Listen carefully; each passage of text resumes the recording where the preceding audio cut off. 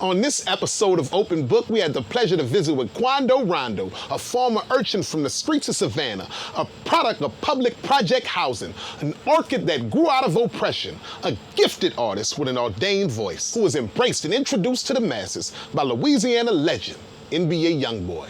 Since his career catapulted, it's been a tumultuous journey, embroiled with tragedy, conflict, drug abuse, loss of loved ones and freedoms. In such a short span of time, Brother Quando endured an overwhelming amount of misfortunes. His cousin Lul Pab died while being cradled in his arms in a hail of gunfire in the streets of Los Angeles. The verbal vitriol, hate speech, and death threats that followed thereafter online. He resigned from the neighborhood Crips and let his flag fall. Instead, he picked up the flag of Islam, which gives him the foundation to withstand the hardships hurled his way.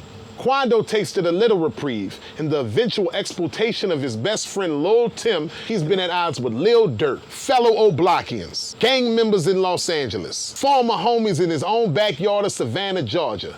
Now he's snarled in a federal indictment for conspiracy, which imprisons him and keeps him away from his family, his friends, and his profession. This is the Open Book of Quando Rondo. The Taekwondo Bowman Leaks is reportedly facing felony murder charges in connection with the death of King Von. Police say the rapper was shot at a window of his entourage. Now, according to the lawyers, these were actually charges.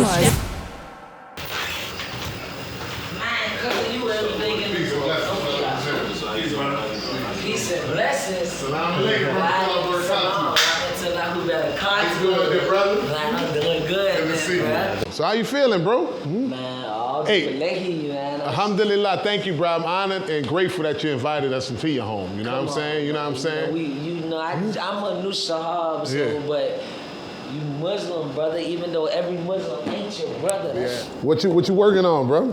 Man, basically, I got unfortunate, man. The nigga got a little situation with things where I gotta turn myself in. So I went back to my roots. I got my big brother flashing here. No, we not dressed to impress, cause it's the real. Right. You see niggas who prepare.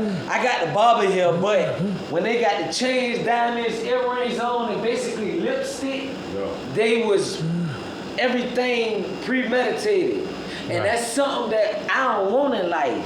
I don't want nothing that's premeditated, bro, because if it's the wrong premeditated thing, like a charge, premeditated murder, you bowled out.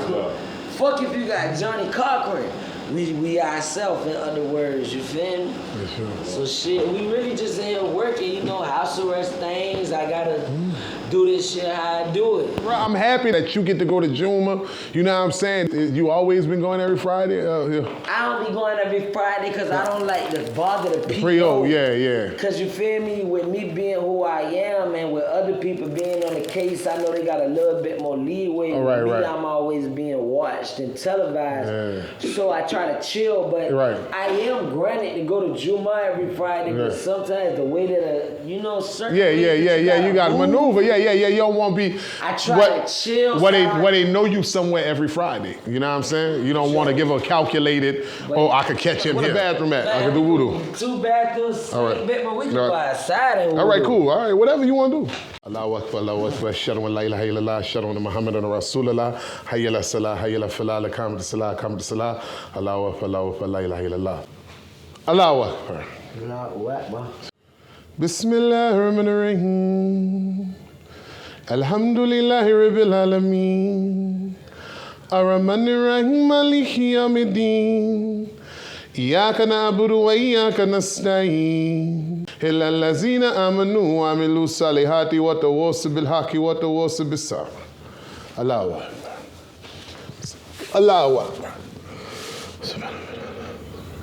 السلام عليكم ورحمة الله.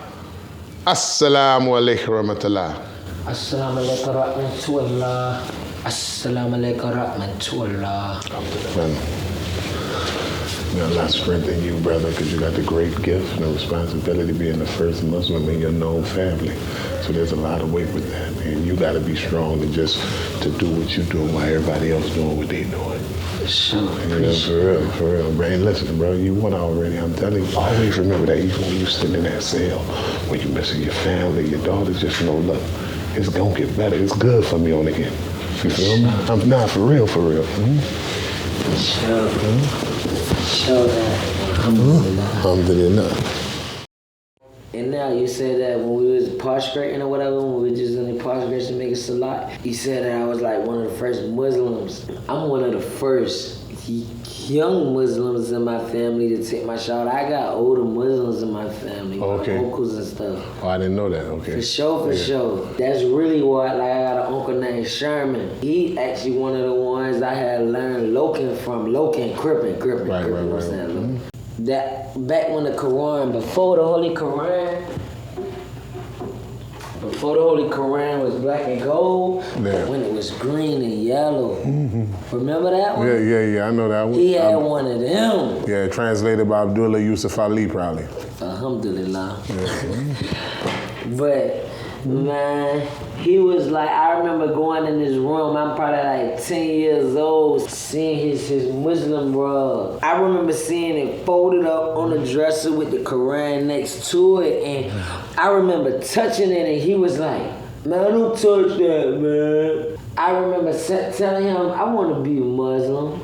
And basically, I remember him telling me I wasn't ready for nothing like that. I got a cousin who Muslim. I remember him telling me I wasn't ready for nothing like that. I'm talking about before I knew what it meant, it just was always something about Muslim. Before I knew about the word Islam, Assalamu alaikum, Allahu Akbar, Astaghfirullah, Inshallah, Bismillah. Before I knew about any of that, I always wanted to be Muslim. But I had the understanding around this time about knowing that, man, I can't have two hearts, man. I'm crippin'.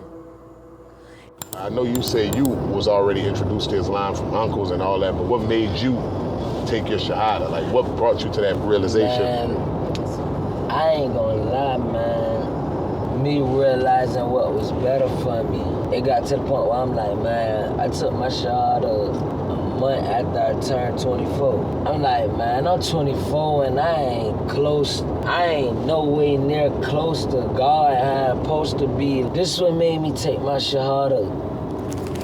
Me knowing like, man, I gotta do something with my life, man. I gotta get close to the higher power. Alhamdulillah. So I took my shahada, man, because I wanted to change. I need a change in my life. I want to change as a person.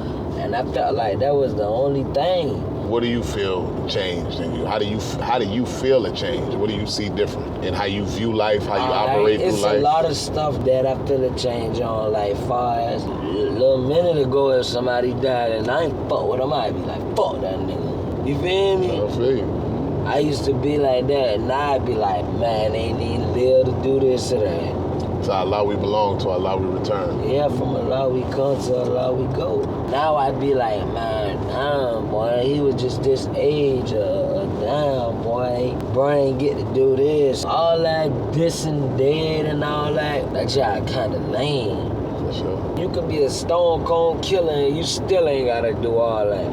Do your family see a change, like your relatives, like your mama, aunt, dad, the parent figures? I ain't gonna lie, bro. I don't even want to lie to you. Like, I really ain't got no family. So who your OGs is? Who do you call for guidance? Who do you seek wisdom from? Man, I really don't call nobody for guidance no more because the world changing so much, bro. Ain't nobody have no feelings into what they expressing to you no more. Yeah. But my partner Flash, who was there last night, Big Bro is a person that I call, I chop it up with to hear some real jive, and when I hear it, I take it into consideration and make whatever he just told me work for me, however it could work for me. Beat this shit like a referee, pistol on my side, I be damn, you take my breath from me. I came up with them same man niggas that sitting next to me. Flash told me chill same day, them folks arrested me. A long time ago I was young, I did some shit to some other niggas, so right when I was young, nigga, after I showed Big Bro and told Big Bro what I did, Big Bro always been a tight nigga like, look, but what happened? What's going on? I told Big Bro, I like, Big Bro, remember I told you at Bloods and Squads? Boy, that's they folks. Them wasn't no full-fledged, now that I'm older, I understand it. No, them wasn't no full-fledged killers. Them was some niggas just in the cars, bending, so a nigga could be like, boy, them boys had bang. After I seen that go on, then that went on, Bit by seen everything. One day Bit by when they got us some protection, I pulled up on him, guess what Bit by told me when he whipped it out. Nigga, I remember this shit like it was fucking yesterday, nigga. This shit had to be about a lamb years ago. I said, Bit bro, why you got that? That man said, look bro, I ain't got this for me. I got this shit cause you be around me.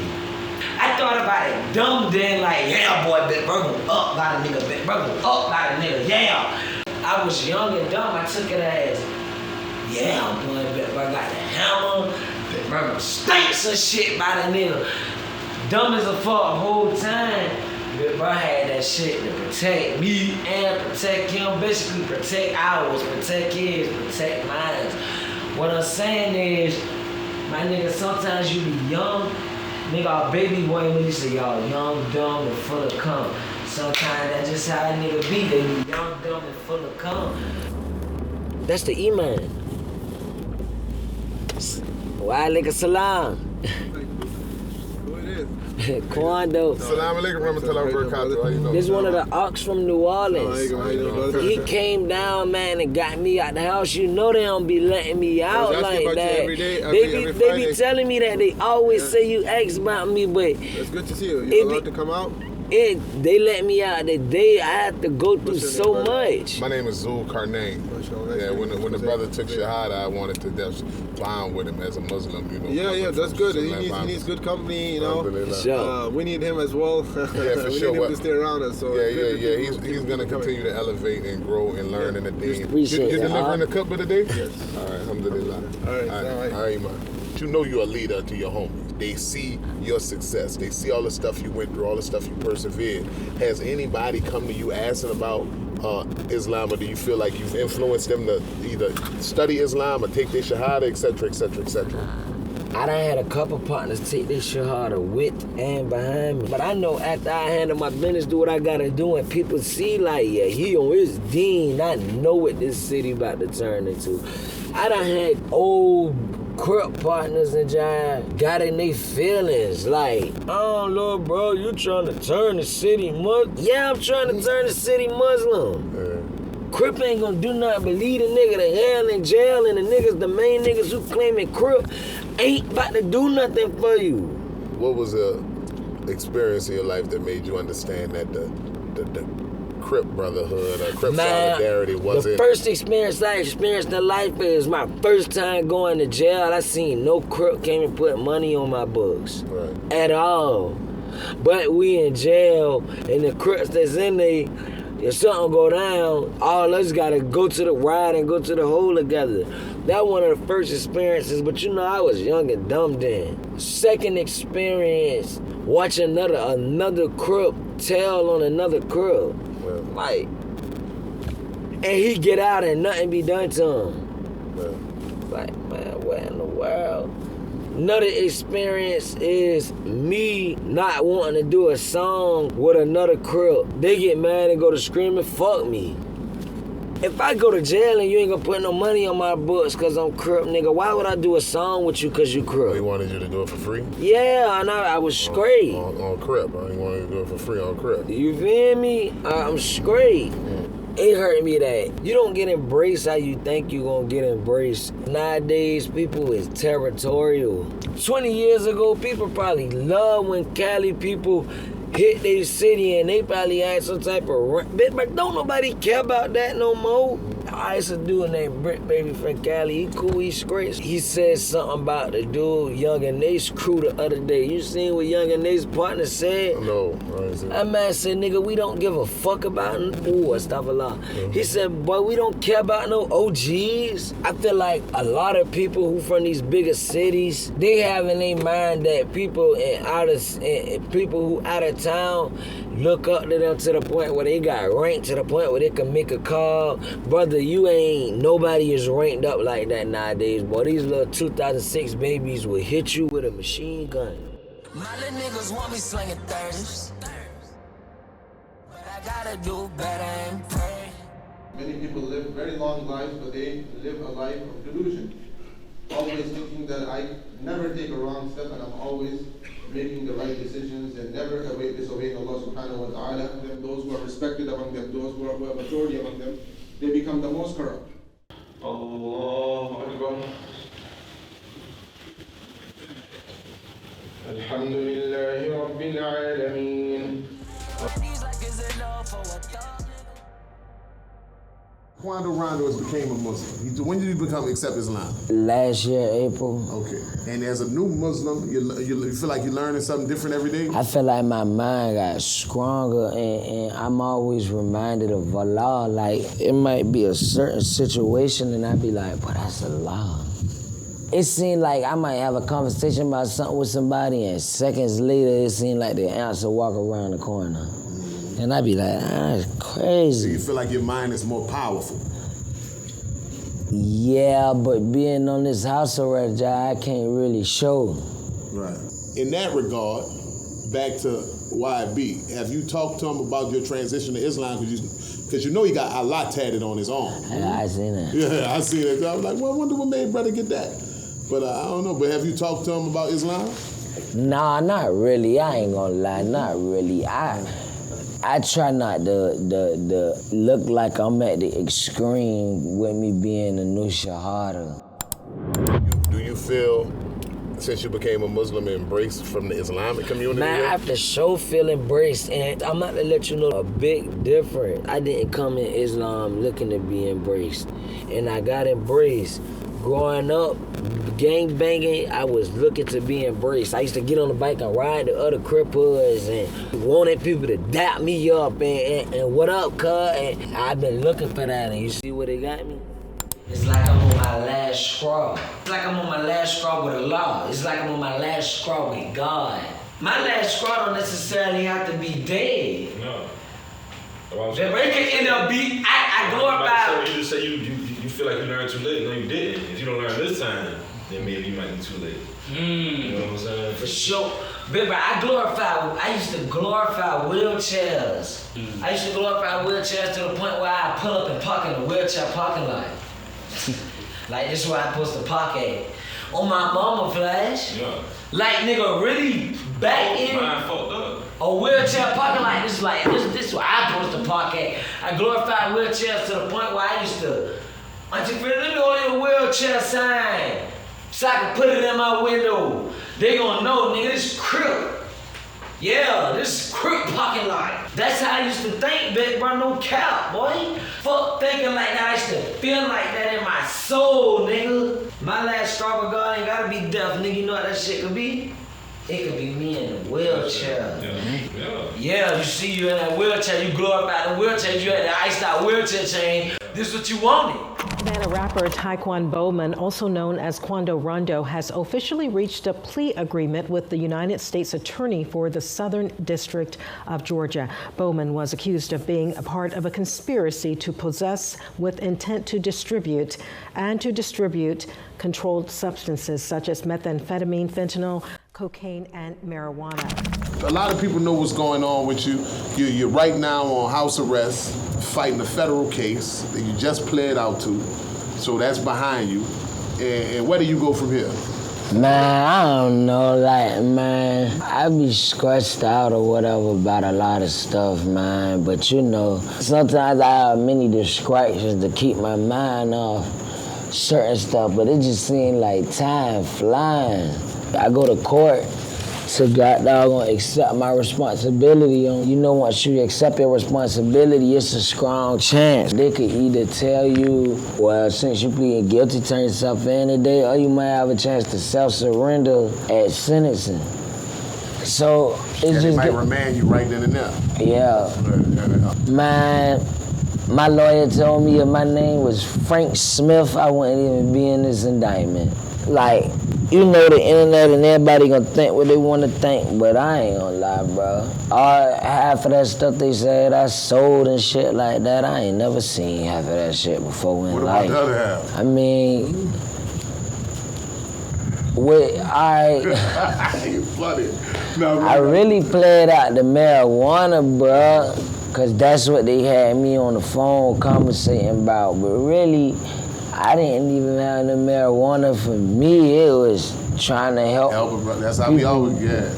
Trying to help people, but I'm telling you, if you get me this, I'm gonna take off.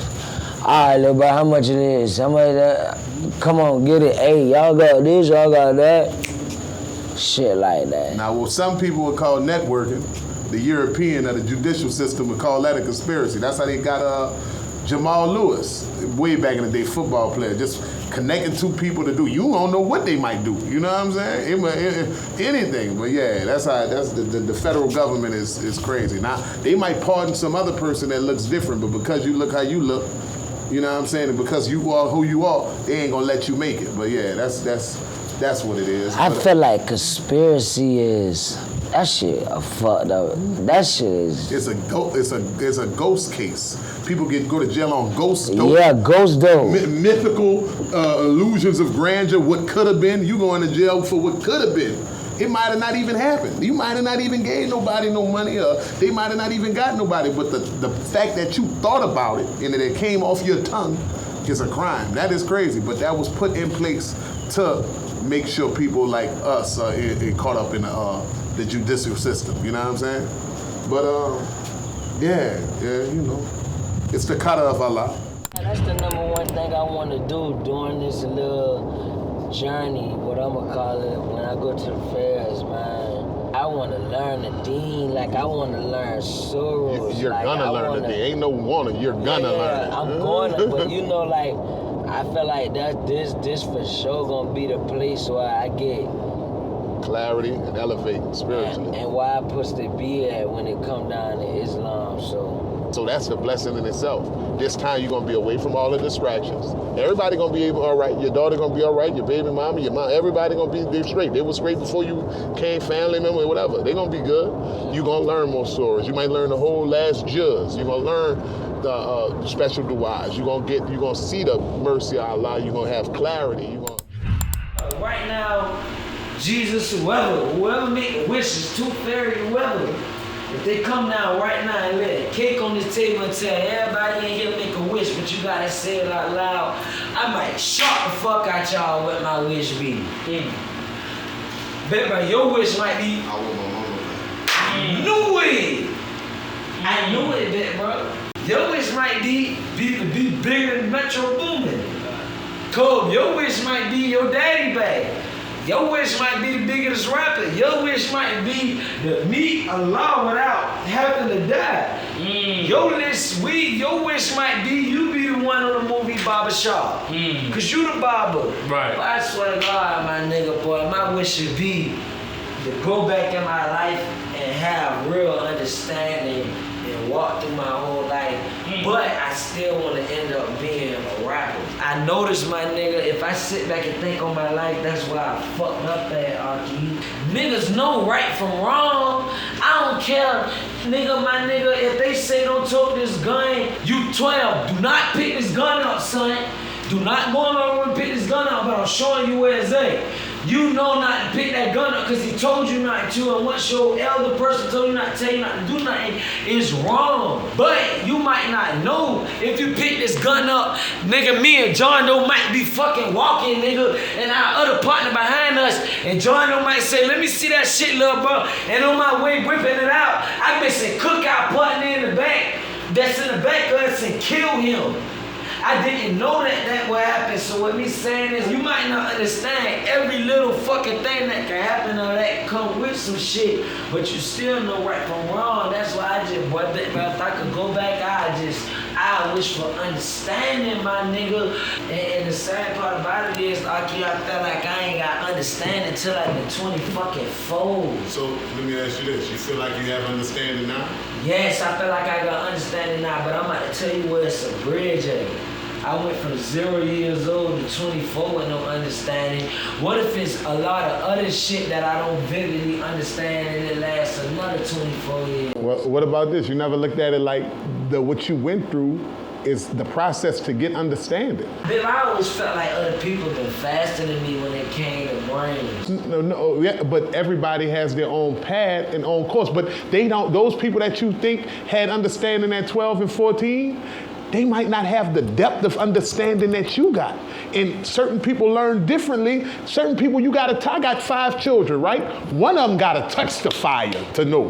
One might, daddy said this, I'm going to listen to him. Everybody learn different. You might be like me, where you got to touch the fire. The people around you say, hey, don't do this hot, don't touch that. But because you're inquisitive, because you are intuitive and insight, you got to touch it. But once you touch it, you learn.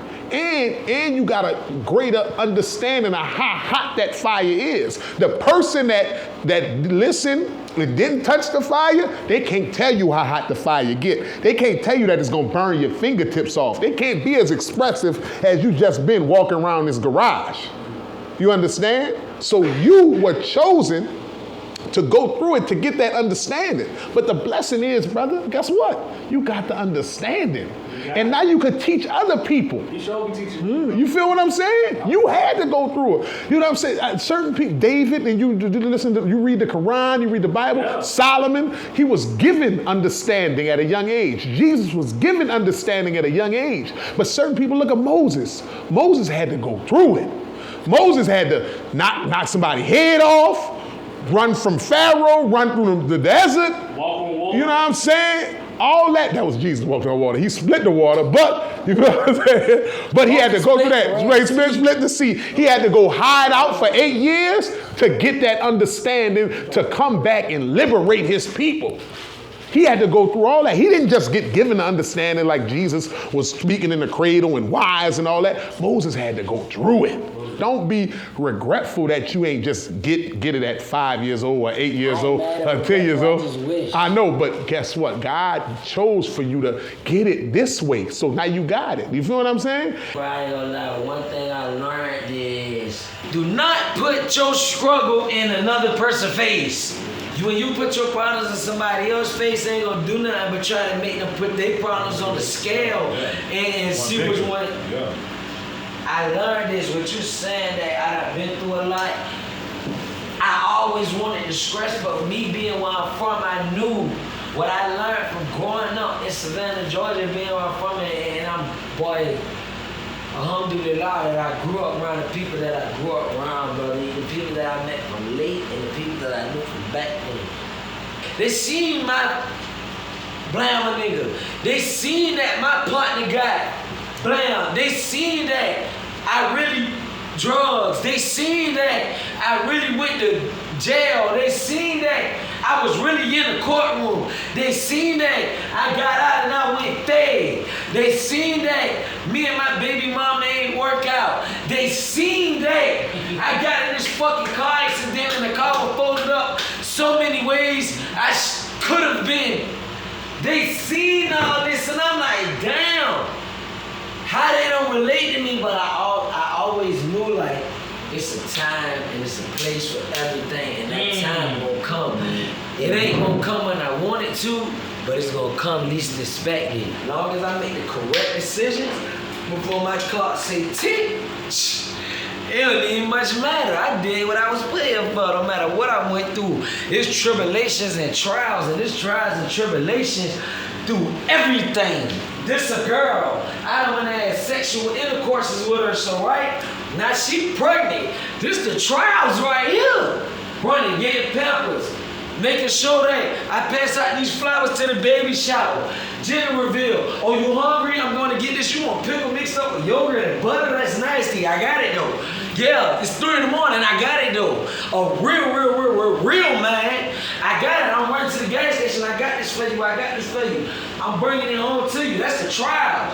Once that baby be born and she turned 8 years old, the tribulations is, damn, babe, I'm struggling right now. You struggling right now. But you sleepy as hell, babe. But you working 5 hours overtime to make sure this baby have her shit. I probably got a job. My job ain't giving out overtime. Now that shit done put me in a critical situation where I'm about to go on the block. To some of my old homeboys, hey Huey, boy, you ain't got a goddamn zipper, yay? I'm about to get this. I'm standing on the block, I'm selling crack fucking cocaine just to make sure my son and my daughter, my son and daughter got their uniforms. That's the tribulations. Because you know you could get some major consequences come from a lot of shit. So I use something petty as having a baby as this trials and tribulations with everything to say with my career. Yeah, my partner killed such and such and such, and such and such and such a spill, this blood and this blood. Yeah, my partner got killed by which I don't fucking know who. Yeah, I caught this time, this fed time. Yeah, to the streets, I gotta keep it solid. But no, to my daughter, I shouldn't. I know what decisions to make. I know what choices to make. This time is about making the right one. So y'all will make the right choice to keep it solid. Because that's how I've been raised. That's what's going on. Going through everything I've been through, I understand what life means. Even though I had people around me that been explaining. The rapper, whose real name is Taekwon Bowman, was booked into the Chatham County Detention Center yesterday evening on charges of driving under the influence of drugs and reckless driving. Now, according to his lawyer, these were actually charges stemming from last July when Bowman was involved in a crash. Now, that crash happened on the evening of July 19th near White Bluff Road and the Truman Parkway. Court documents claim that Bowman was seen driving fast before crashing into another car, and that EMS had to give him Narcan because he was showing signs of an overdose.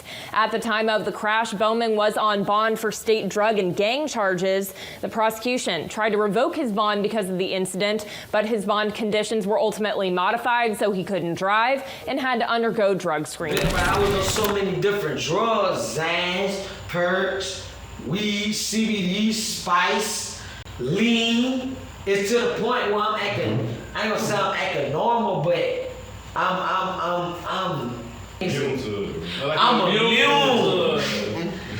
I'm content with how I feel so much to the point where I'm on 6 drugs and you got niggas like Kobe or this is my barber, him and my nigga GQ James, these my niggas, I love them boys, like I love them boys. I got relationships with them, you see at my house? It's to the point where even him, he know this. It's to the point where I'm so high. How the fuck you on all this shit, but you not falling out or you not? Big bro, they knew my routine. I come to the barbershop. When I sit in the chair, what's the first thing I'm doing? Knock out. Every haircut I got in 2023, big bro, I was sleep. Nigga, I was sleep. Literally. Nigga, to the point where James like this and he like this. Real talk? Look, bro, you done. I appreciate that shit, man, bro. Here you go. I'm so high, I'm dropping $700 on the ground. Little bro, you just dropped some money. Guess what I do at the door? I'm so high. Man, y'all split that shit. Am I lying? No lie. It done been plenty days. This nigga Kobe engineer, I built a relationship. This nigga like my brother, nigga. Like it'll go there about cuz like, nigga, if it came down to some shit, nigga, I jump in front of whatever it is about that shit. It done been time this nigga had to really walk behind me like $100, $50. $20 for real, and I see laughing. Versus you probably would have snapped like, oh yeah, you know, snap, little bro, it's tripping. No, he would. Big bro, I'm talking about this nigga really walking behind me like, cuz you dropping all your money. I'm that fucking high, nigga. You'll buy something in the store, leave it on the counter. Babe, I go in the store and buy $600-$700 worth of clothes and walk out the store. Everybody's reaction always been the same when I turn around. It have been times me and this man been together, we in Denver, Colorado. I'm so high out my mind, I wanna go to Denver. Am I lying? Nobody. I'm on mushrooms, bit, bro. I'm on fucking mushrooms, weed, lean, Zans, perks. But I'm making my music though. Yeah. I'm doing that now. That's the reason nobody never said nothing to me, bro, cause it never cut in with my work. Bro, we could have been tweaking all night on all type of shit. It just might be 5:30 in the morning. I might be like, come on, let's make this song. I'm on these pills on how the Venus. How my mama feel that she see me on the scene, man. Oh God, that's one, yeah, like that's, I feel like that's why I got the slack that I got cut for me, cause people would be like, boy, that nigga gonna make the music though, and that's the problem. It got to the point where everybody would be like, Lil Durk around, boy. Lil Durk was about the shit, boy, but that nigga can rap. Yeah. I used to hear that so much, but I guess what it made me think. What I was doing was cool. Yeah. Not cool as in fresh pair of shoes and jeans, going to high school looking cool, not that cool. It made me feel like what I was doing, I was straight. I wasn't doing nothing wrong. Like, they noticed me. Cause they know I'm gonna get in the studio and they know I'm gonna rap and sing my heart out. Mm-hmm. That's why I say, I told you what the curse was, this the blessing of the situation I'm going through. I've been able to be out on a federal bond knowing if I fuck up, it'll act, whatever. I'm out on a fed bond, I ain't supposed to be doing no drugs, that's what I ain't doing. That shit helped me get sober and open my eyes and know that all that shit. See, I'm from Savannah, we say green. Basically like dumb. Mm-hmm. Naive. She helped me notice all that shit I was doing with some green shit. Nigga, I done had a talk with you before I really got off the drugs, and you were like, no, look at your face structure, look at the bones in your face. And look at the nur on your face. You know, nur, look at the light. The light of Islam on your face. That's a blessing. Mm-hmm. Yeah, your face is full, you look healthy, but you see that light. And that's it, you know what I'm saying? They talk about that when, that's how you're gonna know the people of paradise. The marks on their head, the light gonna come from the light gonna be all on their whims. That they did all voodoo. But we can see the light here. We can see the light on your face here.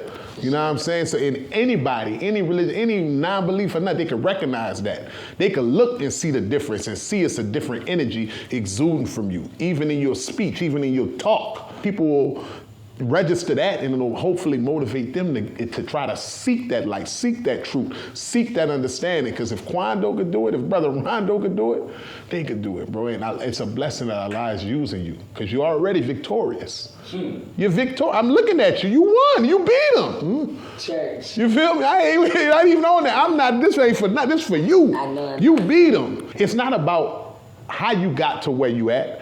It's the outcome. And I can just see that just from this conversation, because you're gonna come out with a whole nother chapter. When you go in and come out, inshallah, safe, stronger, smarter, better, faster, sharper, a whole nother message. You know what I'm saying? Everything you're doing is gonna elevate. And I was like, damn, this young brother has lost such a lot in his young age. I'm talking about pot, and I'm like, all the vitriol, all the negativity, all the animosity people was throwing your way. I'm like, man, how this young Geechee, this brother from Savannah, Georgia, I know him. My wife went to SCAD. You was about to say this young Geechee brother, Very blessed. That's what I'm like. Everybody can't beat that. Man, come on. I'm like, man, this young brother was dealing with all this. Yeah. And he's still here. I'm like, you definitely chosen, brother. You're blessed. What you people? How's your vision got clearer? What are you seeing since your vision has gotten clearer? Looking through the lens of a Muslim, looking through the lens of a sober mind. What are you seeing now that you I see that a lot of people be opportunists. It don't matter how long you know them. Could be your blood family. A lot of people, they come up with reasons. It don't matter what's going on, they gonna add you in it. Oh, I know Lil Bro give me this. I'm about to get Lil Bro to do this. A lot of people I peeped that a lot of people that I know that I let be accessible to me, man, they try to get me to do a lot for them. And I notice how they treat people who nobodies. They basically be feeling like, fuck them. So I open my eyes like, man, if I was nobody, man, this person to be like this or be like that, so I need to go ahead and be like this right now. Muhammad Ali said you can really judge a person, the character of a person by how they treat somebody that they think is lesser than them, like how they'll treat a waiter, or how they'll treat a janitor, or how they'll treat a custodian. You know what I'm saying? Not the person that they feel like they could benefit from. But even with this hardship that you're going through, do you feel like people are still trying to pull from you, asking you for stuff, being spiritual vampire. Boy, hell yeah, that shit don't stop. Boy, people be caught. But the other day I told somebody, boy, I got blase squads, I gotta do blase squads. Damn. I fucked up. Call back 3 hours later. Hey, you fuck with me on this? Like, damn, my trials don't matter shit to you. You don't give a fuck about my troubles. Do you feel like your loyalty has gotten you in certain situations that's not beneficial to you? Loyalty to your music industry partners, or loyal to your partners from Savannah, from the streets? Do you? Man, you know what's crazy? I ain't even all that loyal, Aki. I like, boy, we sitting right up being truth. You Muslim, I'm Muslim. I can't even sit up and lie to you. Now, somebody else, I would've worked around it and agreed. I ain't gonna do that with you. I'ma kick it, give you the real. I ain't even all that loyal. But, bro, like, I feel like this. And it's crazy the example I'm about to use, but I'm just being honest.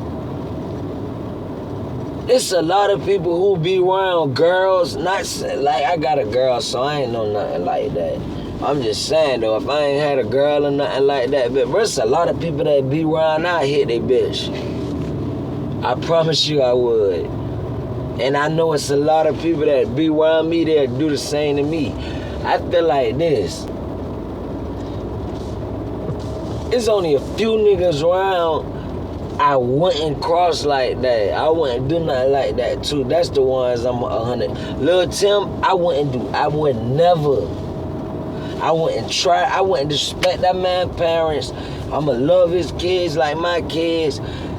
When I get out of this situation, I'm gonna make sure that I'm doing and being able to be there for his kids like he be for mine. I wouldn't try his girl. I wouldn't shoot at him. I wouldn't steal. I'd be 100% loyal to him. And I got a few more partners like that. That's why I told you loyalty to a certain extent, because niggas be having 10 homeboys, and if it came down to it, you hit they girl. Right. Speaking of Lil Tim, do you, in 100% loyalty you have dedicated to him, the allegiance you have to him, do you think that happened after the whole King Von situation? A 22-year-old man named Timothy Leaks is reportedly facing felony murder charges in connection with the death of King Von. Police say the rapper was shot after an argument broke out between two groups of men in the parking lot of a lounge in Atlanta. I ain't gonna lie, but certain people just lock on to certain people. I really been love Lil Tim. Only thing that changed before and after that situation is me knowing, like, boy, Cuz helped me notice, boy, you gotta love your partners, because when Cuz is in jail and a nigga was thinking 100 miles per hour, like, boy, what if Cuz goddamn get life or this or that? That shit was hurting a nigga to the point where it made me be like, you know what, but you gotta love the times. You gotta love the people who you are gonna truly love and truly be loyal to and be there for forever from beginning to end. Cherish and love them. Because when they in a situation where they ain't around, like, just say, for instance, me, I'm gonna be in jail. There's plenty of people out here who I love, I'm loyal to, and who loyal to me, and they love me. There's plenty of them who I know gonna be missing me being around. You feel me? I'm gonna use myself as an example, and I feel like, well, if y'all my people and y'all love me, this and that, come cherish the time right now, because there's gonna be times where I can't get to y'all and y'all can't get to me. There's gonna be a wall between us. You feel me? That's the only thing that I learned before and after that situation. To keep it real, everything else was watered down. And we pulling up to the Islamic Center. I ain't trying to curse or nothing. No, for sure. I'll say the other word. Yeah, we can't really. But have you talked to Lil Tim about Islam? Yeah, he told me that he felt like Christianity and Jesus Christ got him out of the situation that we was in, and that's what he gonna stick to. And I told him, you respect it, got to respect it. I respect it. Since you became a Muslim, has any other Muslims in the entertainment, because you see Islam is prevalent in the entertainment industry, has anybody that profess Islam or practice Islam reached out to you? Rollo the only person. Rollo? Rollo. So you said on Muslim, Rollo DM'd you and hit you up. Fam Goon Rollo, only person. I done talked to him, all that. But, man, you know, I ain't here to say nobody no fake or real Muslim now, cause that's dead wrong. Who am I to judge? I'm just little old. We trying to be the best Muslims. For sure, but man, I'ma keep it real. It's a lot of Muslims in the rap game, bro. I don't too much think that they handle their business how they supposed to. It's, bro, like I like that. Cause I'm thinking you got Kevin Gates, you got Moneybag Yo, all these different people. Yeah, Kevin ain't never reached out to you? Since you became a Muslim.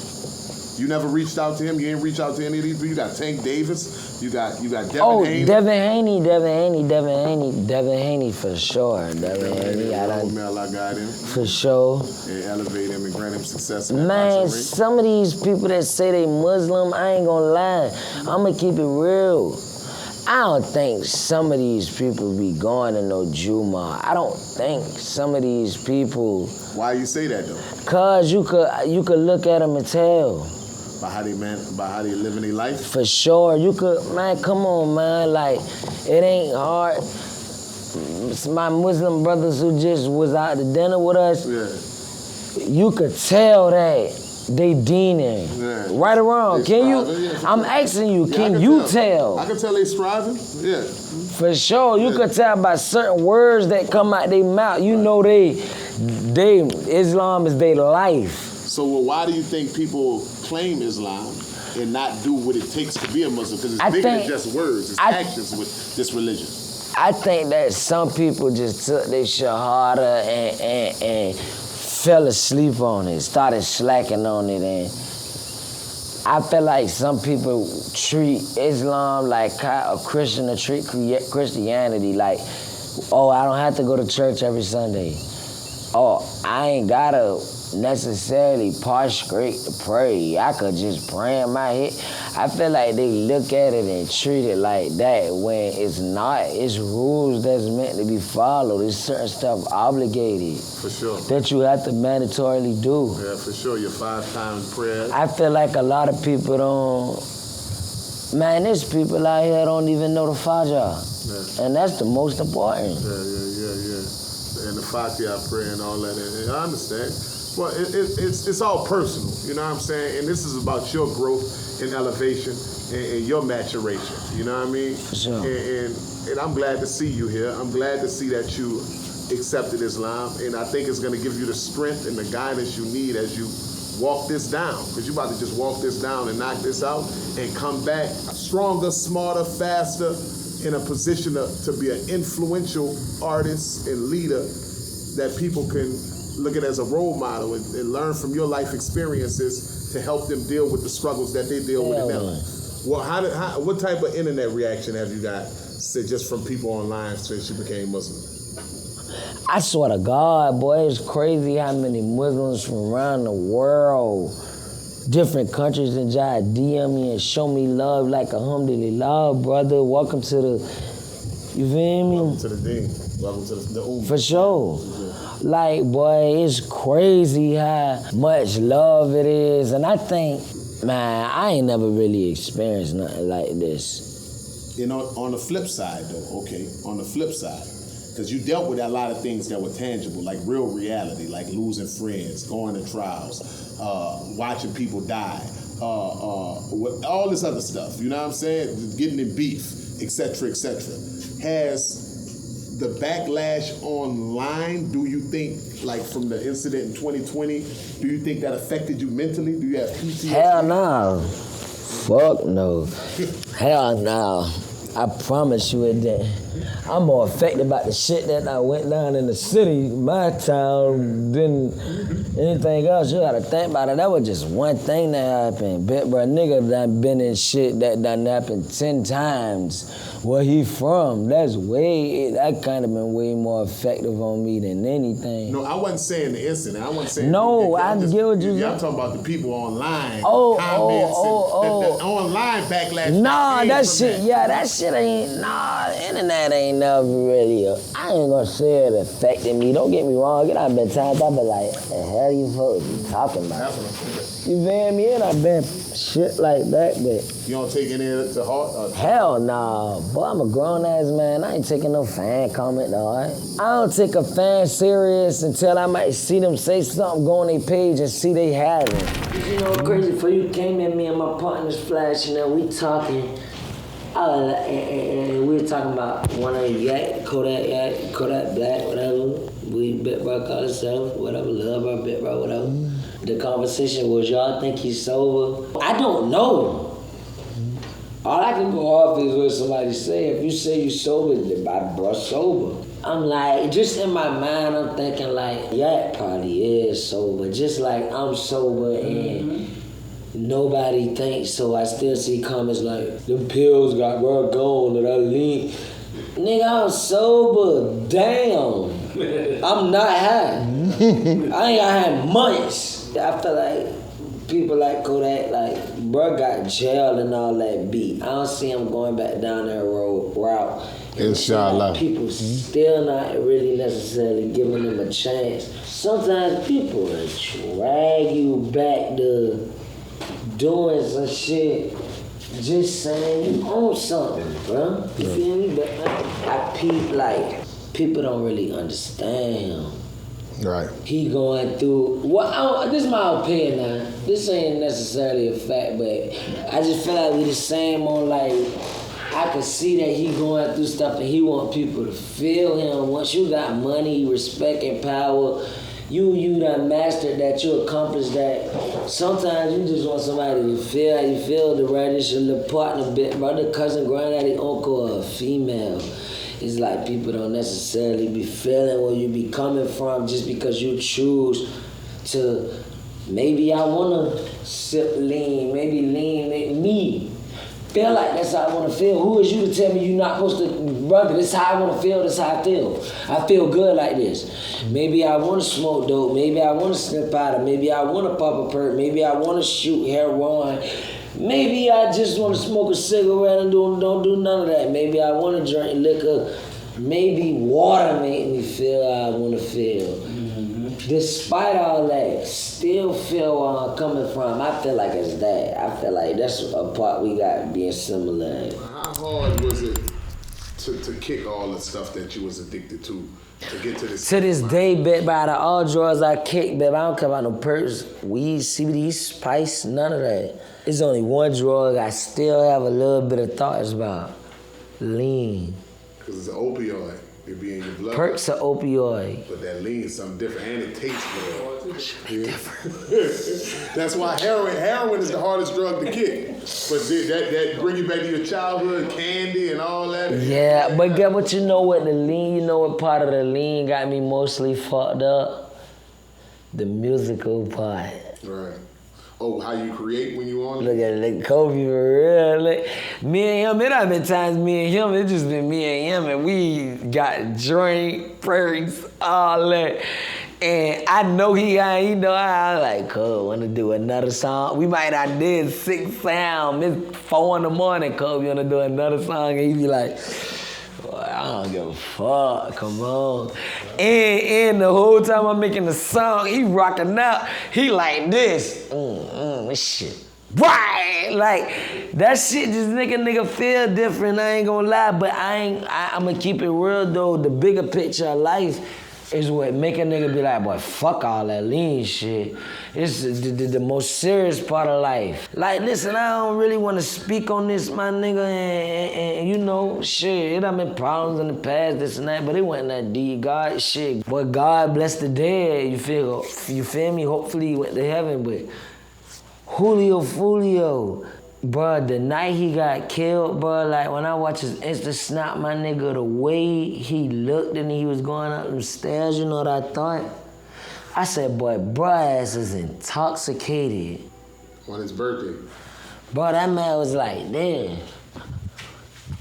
We 20 deep, yeah. I'm like, damn, bruh. I'm like, boy, damn, bruh. I wouldn't have noticed that if the unfortunate situation ain't happened to him. I wouldn't have never noticed that. I'm like, damn, bro was intoxicated, nigga. You know what that shit made me think? Boy, that being hot shit, boy, that shit would cause you to lose your life. Lil bro 17, Lil Kai, this is my little cousin. So, right? Nigga, I asked Lil bro earlier today, couple hours ago. I said, Lil bro, you don't get high, is it? He said, hell nah. I said, you don't smoke weed or nothing? He said, hell nah. I said, you tried weed before? He said, a couple times. I said, why you don't like it? Guess what he said? He said, shit, but I like to be on point. When I smoke weed, I think about the baddest of the baddest shit. If we on the block, just say we on fucking, we could be on motherfucking Drayton Street, downtown or whatever. I could smoke a joint with you, and in my mind, I'm thinking, boy, a nigga could come swing this shit and just empty a 30 at us. You're paranoid. That's what I think. Yeah, we affect people differently. Another nigga could be lollygagging like, what the fuck? You tripping. I know how to see things before it happen, and I know how to think about the worst of the worst before I do something or something go down. But you know how many niggas sitting in the county jail over the United States of America just thought that they was about to slide on this nigga, kill him and get away with it? But you know how many niggas laying in the fucking graveyard that thought they was about to swing in his hood and kill this nigga, but the nigga hit back and actually cooped him?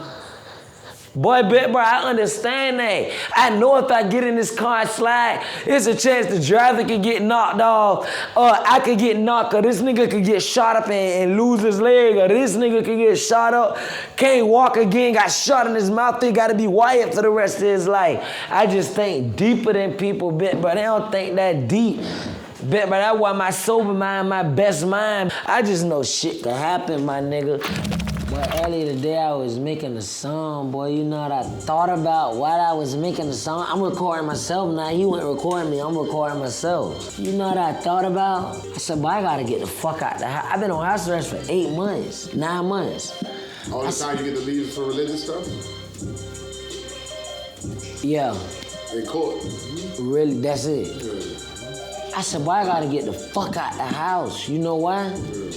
I put on the beat, like when the beat came on, I said, oh, I swear, I swear. But I remember I did that to a song 3 weeks ago. I'm like, man, I gotta get the fuck out the house. I gotta see some shit. Do you feel like your conscious level has elevated and you're rapping from a different consciousness, a different frequency, where you're giving more of a information or spiritual enlightenment as you've been enlightened, as you've grown? Do you see that resonating in the lyrics that you're putting out? Do you feel a greater responsibility for the message you put out? Man, bro, I ain't gonna lie, you really talking so educational, I can't hardly understand you. Man, look, but no, let me answer. All right. Like you kinda, you feel me? You a college, you Harvard University right now. Like streets of New Orleans, ask Pete Banks where I went. I for sure that I feel like my nigga, everybody come from the streets or something. Right. If you didn't, you blessed. Right. But look, man, I could say this, off what you just said, off the question I think you just asked me, what I could say is this. I know I done made certain music and spoke on certain Islamic matters that'll probably draw somebody to Islam. There you go. I know that. But other than that, man, bro, right now I'm feeding off everybody in this house. I feel like when you out, you roaming around and your little cousin, partner, little brother just shot a nigga and came and told you, and you like, damn, I just talked to that little nigga, and you put it in the song, and you done cheated on your girl, and you, her friends know, and when you see them, they on your ass, you put that in the song, and bruh, if you look at life like this, you will see. Every day you wake up, don't matter if it means something to you, don't matter if it wasn't that big of a deal or nothing, something gonna happen that catch your eye, even if you catch on to it a couple days later.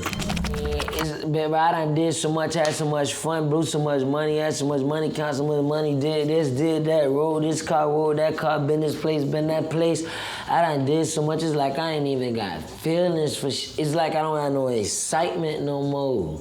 once you find out what you really here for, once you find out how you gonna use your voice to inspire other people, you gonna wake up motivated every day to put that out there. And it ain't gonna be about getting no G-Wagon, it ain't gonna be about getting no Bentley, it's gonna be about elevating the people. You trying to elevate the Bob Marley status. You think Bob Marley was making music to go buy a fancy car? No, man, he was trying to liberate the people, man. But once you find how you gonna use that vocal instrument, you see how your throat inflects every time you talk, that's a gift to that message that's coming from there. You want to find out how you use that to enlighten and enrich the people, bro. Because God gave you a voice. You just been practicing all this time before. You keep saying, oh man, I'm so 25 and it took me so long to learn this, took me so long to learn this. Man, you done learned more than any 25-year-old. You talk about 95%, you done learned more than 95% of the 25-year-olds in the world with all the stuff you done gone through. I probably done learned more than the 95% of the people, but the 95% of the people still got something I ain't got no more. They still got a lot. They could feel the happiness. They could, but this shit's so fucked up. This shit's so fucked up. I don't want to keep calling people out in the room, but I got to. It's me. I wouldn't be being myself, and I was working on myself on this interview. Like, I gotta make sure I don't have nobody. Fuck that. I'm about to be myself. But I just was talking to these boys in the room a week ago. But this shit I got to the point where my nigga, somebody could die right now. I ain't saying I don't care now, cause I understand like this person dead, somebody feel bad about this family sad.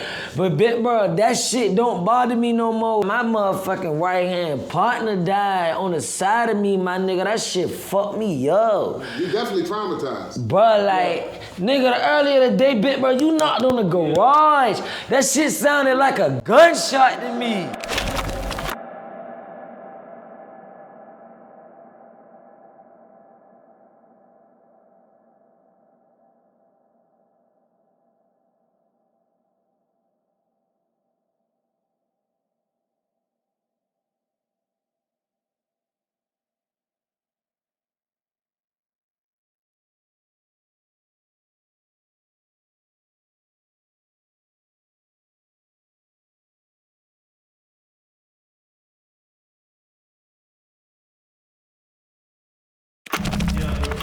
Dying in your arms, bro. Right. Like how? Of course, you just said how it messed him up. Yeah. But what have you done to take the steps, or have you taken the steps to try to heal from that? Have you sought professional help, or you just been dealing with it internally? But bro, man, I just had to really sit and think about what the fuck I was about to say before it flew out my mouth. In today's world, it's like people like to make fun of trauma. I've been there before, I done that, man, in the stuff for law for that. Let me the cigarette, man. My nerves on me, man, bro. I tell you too, he was talking about happiness, how you don't feel happiness. Let me tell you what they teach us. Happiness is in the remembrance of Allah. Doing a good deed. You might say you feel numb, but doing a good deed, feeding a homeless person. When you do it fi sabilillah, you're gonna feel some type of joy from that. Subhanallah, Alhamdulillah, Allahu Akbar. Repeating that over and over on your tongue. La ilaha illallah. Going over your 10 times. You're gonna feel some type of happiness. I'm telling you. Even when your sorrow and sadness and sulking and depression, happiness is in the remembrance of Allah. However you attain that, when you see your daughter and think about when you say, mashallah, she's so beautiful. Or when you, any of that, everything you go through, just tie it in with the remembrance of Allah, and you'll get a reward, and you'll get some of that feeling off of you and getting that happiness in you. But I had a song called A Part of Me. I could play it for you. Yeah. Matter of fact, I'm gonna do that. But it was about Pa, my nigga. It's called A Part of Me. It just remind me of when when the nigga mama used to say, and I'm talking about my adopted mother now. She used to be like, I had an auntie named Rosemary Nobles, and I love that lady. To this day, I think about her, Auntie Rose. Talk about her every day. Man. Something good to say about her every day. His brother do the same thing. Auntie Rose. Like, if me and my brother be like, boy, on Auntie Rose, it's serious. Man, I just remember when my Auntie Rose died, my adopted mother used to be like, boy, she took a part of me. And I just remember that job from when I was little. Like, so when Pab died, this is why I love and appreciate music. Fuck money. Nigga, money could cut off the day of tomorrow. I'm still about to get on that microphone. I done ran into a lot of people tell me, boy, you rap better than you talk. I was going through it bad, boy, when Big Bro first died. Bro, I should, boy, look, bro, nigga, I got that man's face on my side, cause I feel like he always on my side, like, bro, when that man first died, bro, the day after he died, I'm in my Auntie Frida's house, nigga, I been on the couch, nigga, sleep, nigga, out loud, nigga. I felt like Pa was saying, like, little bro, quit, he was like, little bro, quit crying, I'm straight. I be like, you straight cut out loud, nigga. Oh, you saying this out loud? Nigga, out loud, nigga. Libya. Out loud. My Auntie Frida had to wake me up.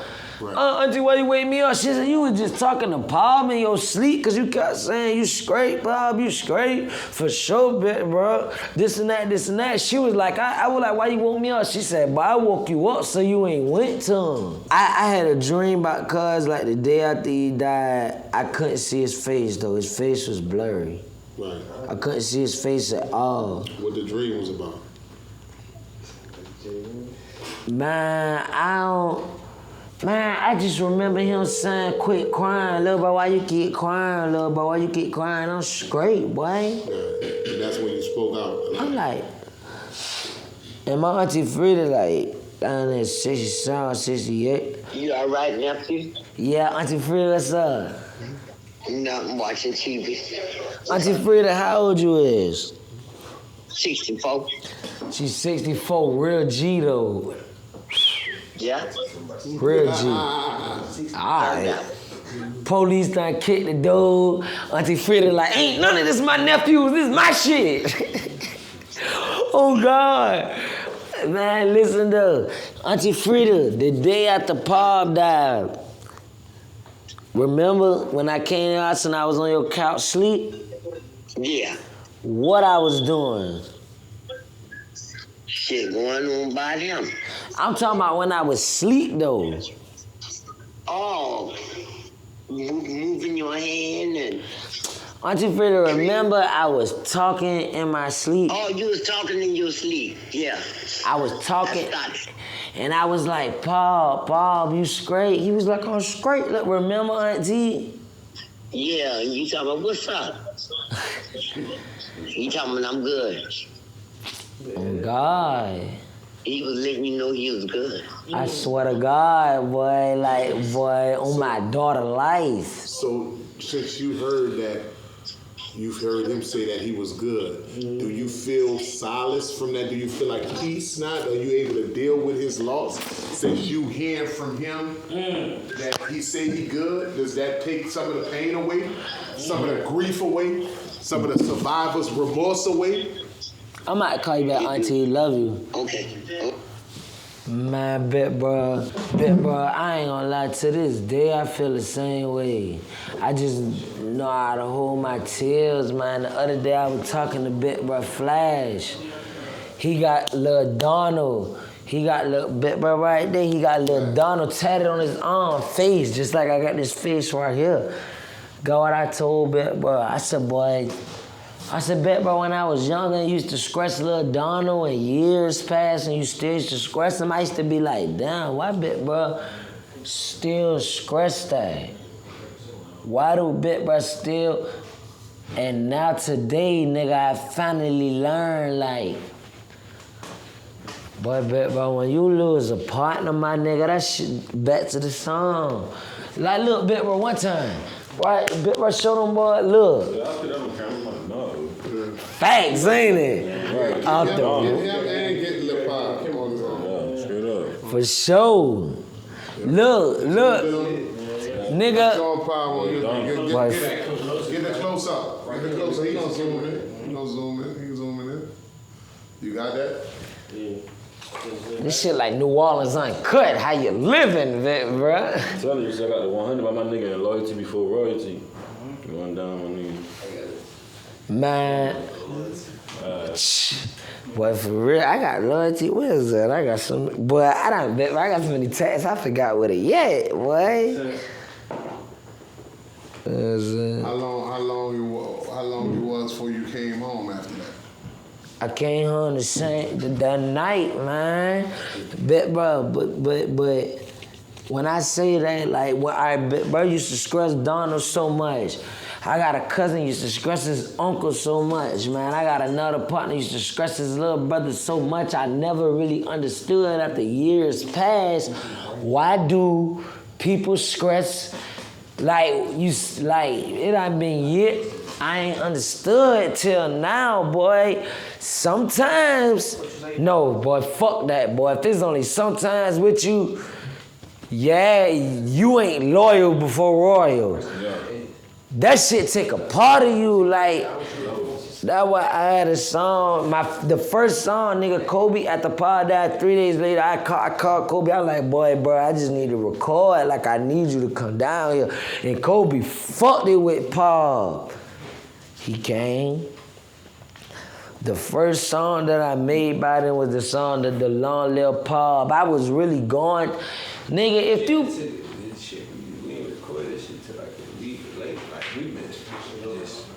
Reminiscing. But a nigga was going through it, a nigga was going through it so much about Paul, my nigga, like, you could ask him, like, my nigga, I was breaking down every 10 minutes, like, full flesh breaking down, like I might be talking.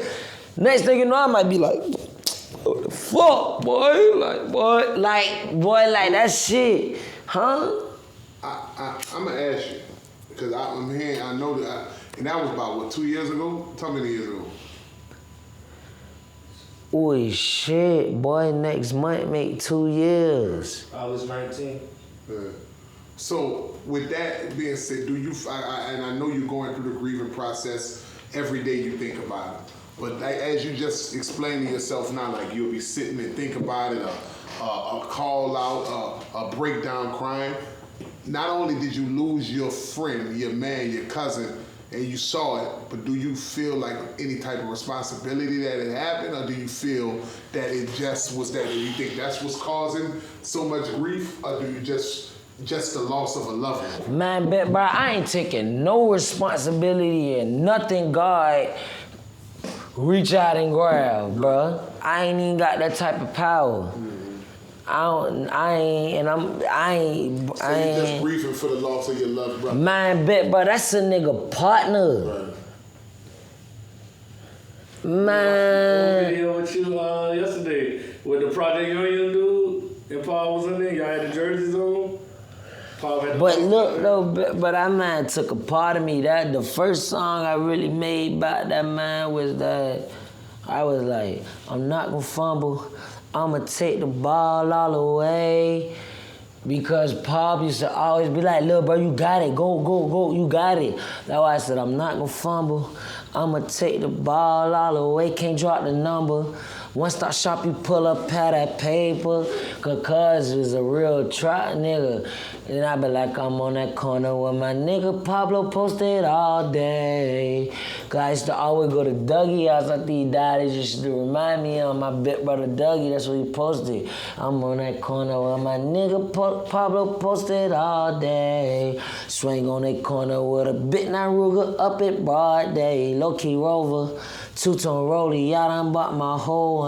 No South Dakota, straight up out the know ya, know he on one. That my little soldier, straight up out the know ya, he gon' blow something. Heart getting colder, I swear I been like this since my big bro gone. Shit getting hard for me, even though I'm stacking rubber bands. You took my heart from me, I finally understand what mama said. You took my heart from me. Man, you gotta play this shit. I'm about to play it. It's just...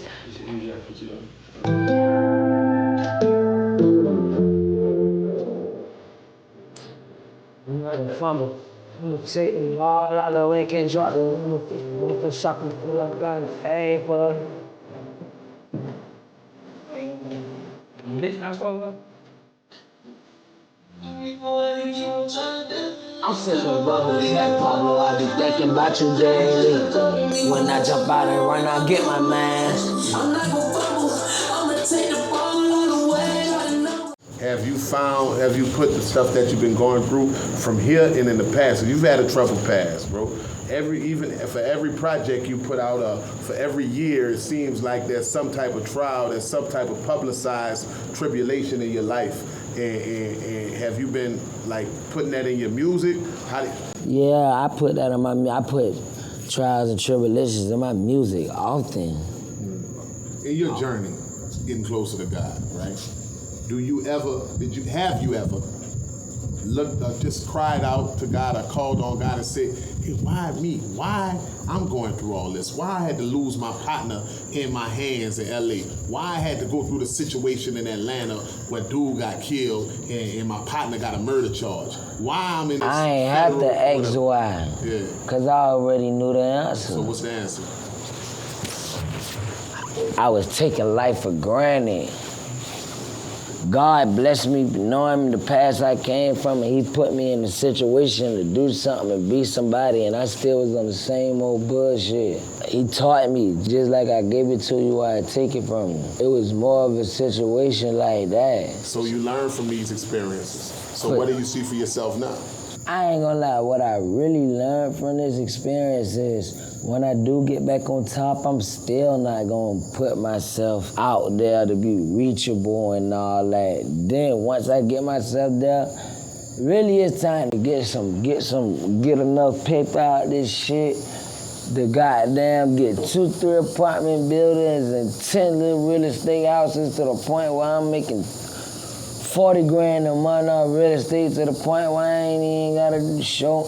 Man, I ain't gonna lie, I used to wanna rap forever, but now, if you think about it, the world gonna end up going like this, bro. Like Javante Davis said it. That man said, man, I'm trying to do about 2-3 more fights and make so much money where I could just disappear. I wanna make a lot of money with a fame die. Right, you want the money on, I want the fame. For sure, How does the fame affect you? I ain't gonna lie, I don't feel like fame necessarily affect a nigga in many ways but one, bro. Fame only affect you when it comes to the fucking police. They be on the nigga trail just cause you somebody that they not. Like, it affect you where you might have this petty ass case. Me and you got the same case, but they want 2,500 for you, but they telling me 40 grand. Like, what the fuck? I feel like the law is unfair when it come to the money. The judicial system is unfair to a person that's somebody, but they fair when it come to giving you time. Yeah.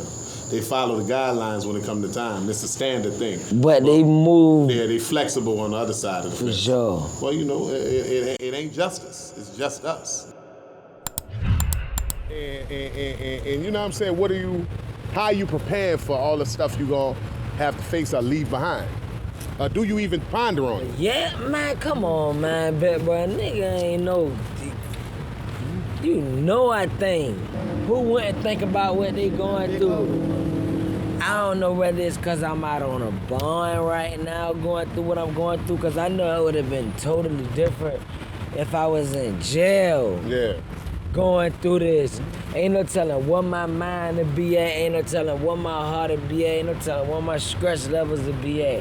So I really just appreciate being out on this federal bond, because I've been preparing myself for this for months. Right. I promise you.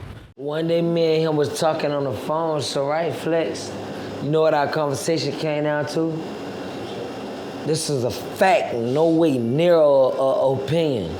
Law is the best of planners. For sure. Devin Haney, me and him, we straight. He cool. We cool with each other. Y'all brothers. For the sake of the law, I'll lay down for him. Yeah. For the sake of the law. But we cool, so right? I remember commenting on the Hoodville post before Devin Haney fought. So right? They said, who y'all got to win? I said I'm sticking with the Muslim brother. I comment that under it. So right, he ended up losing. Even though he lost to some shady business. In the beginning, he lost. So right, I remember he was saying like he couldn't Ramadan because he was training. Oh yeah. But it was people like Kyrie Irving doing their Ramadan. Yeah. And I ain't gonna say they was doing way more than a boxer because boxing, rapping, playing basketball is the same. You're using your breath, it tires you out. Yeah. Only thing difference between rapping and them two is you don't necessarily need training, but that's how a boxer or basketball player look at it, but you really do. Because there be times I be in here doing songs and I tell Kobe go crazy, hey, this ain't no real song, I'm teeing up. I'm doing this to make a real song. So right? But he ended up losing. A lot of Muslim brothers is like, that was because he didn't do Ramadan. Then the hand kept his faith and said a lot of best of planners. I seen him post that 2-3 times afterwards. You see they came back, found out that Ryan Garcia was cheating and came back and gave Devin Haney the win. Allah is the best of planners. What I learned from that is Allah still gave you what you want because He is the most merciful. But He also taught you Ramadan next time. Right. Nothing is greater than Allah. I knew Muslims.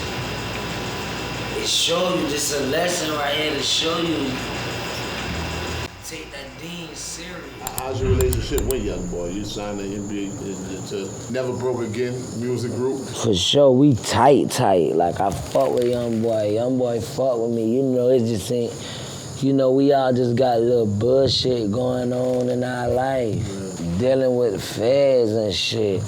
But you know, man, it be the people like us who everybody see and it look like we just we the black sheeps out of the white sheep family.